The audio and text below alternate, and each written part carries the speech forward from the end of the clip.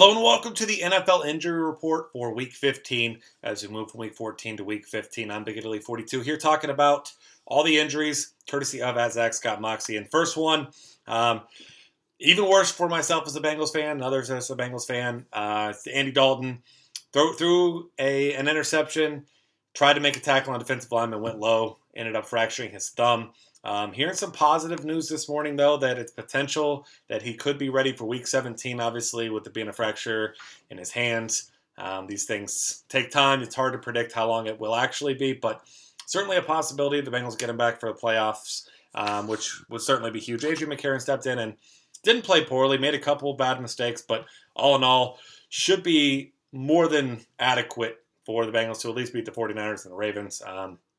Broncos in 2 weeks, a different story, but most quarterbacks aren't going to have much success against him, maybe not even Dalton. So definitely some encouraging potential news for the Bengals, but also a situation to monitor. McCarron next week, going to be minimum or very near minimum price on all sites there. Facing off against the 49ers, who have played well at home, have not played well on the road defensively. So certainly a guy to keep on your radar there, at least for the next few weeks there as well. All right, next up we've got Thomas Rawls, a broken ankle, and now done for the season. This is really unfortunate for a team that's still indefinite on Marshawn Lynch's status. Rawls was having a hell of a breakout season, replacing him.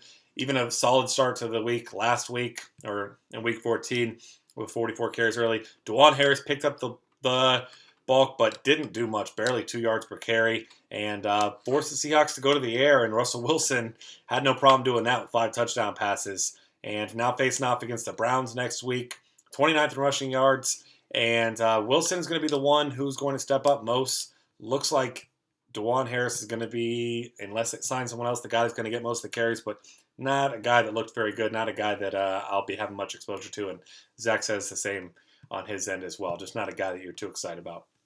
Another Bengal that went down, Tyler Eifert with a concussion, leading the league in touchdowns, of course, and got hit early. We saw a flag on the hit as well for Mike Mitchell. Not a first time we've seen something like that from Mike Mitchell, but Tyler Eifert was already dealing with a neck injury, now with a concussion. Looks like he's probably going to sit this week. Maybe we'll see its potential, but obviously the concussion protocol, not a simple one, so we'll see how that goes throughout the week. But either way, Tyler Kroft's going to be the guy stepping directly in. Had a couple catches. He's not much of a fill-in as far as a guy to replace Tyler Eifert. More so, there's going to be more production to go around for guys like A.J. Green, maybe Marvin Jones, and maybe even a little bit out of the backfield with guys like Giovanni Bernard. But we'll see how that goes against the 49ers next week. But certainly A.J. Green, as Zach mentions here as well, certainly a guy that you really want to keep on your radar. T.J. Yeldon with a knee injury. Went down with a knee injury in the second quarter, was questionable for a return, but finally was out, officially listed out. Finished the day with 12 touches for 63 yards, and the Jags went crazy in the second half, 42 points in that second half. Denard Robinson, shoelace, came back in and replaced him, 15 touches for 87 yards and a touchdown. Falcons have been horrible over the past couple months, and as Zach mentions here, allowing the second most fantasy points to running backs for the season. Denard Robinson going to be a fairly popular value play this week as he likely fills in for Yeldon unless Yeldon's able to come back. Nothing really official there yet for him. Another injury for the Browns. Brian Hartline, broken collarbone in true Tony Romo fashion there.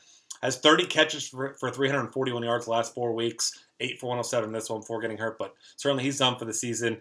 Not going to help Johnny Manziel and company as they move forward, but Gary Barnage's really the only guy in this passing game that you want to keep on your radar. But they're facing a Seahawks defense that's looking much better, much improved each and every week. Their one weakness was against tight ends, so Barnage a guy you can throw in your GPPs, but probably not a guy I'll have a ton of exposure to here. The next up, my favorite, Brian Hoyer, concussion here. And as Zach mentions in here, the GOAT, as I would say, went out with a concussion. Bad news for the Texans there, absolutely. TJ Yates, we've seen him come in and play admirably at times, but he did all right against the Jets, 229 yards and 2 scores. But facing the Colts now that are a terrible defense, Jags did just put up a monster number on him, 4th most passing yards a game and 6th most fantasy points per game to the position. And the last 3 weeks, they've been even worse. 286 passing yard a game and three touchdown passes per game. So not good. Going to be a lot of cheap quarterback options, including Yates and McCarron, moving on next week. So that'll wrap things up for us here for this week. Find us on Twitter at DF Cafe. Subscribe to our YouTube channel and check out the rest of our great content at dailyfantasycafe.com.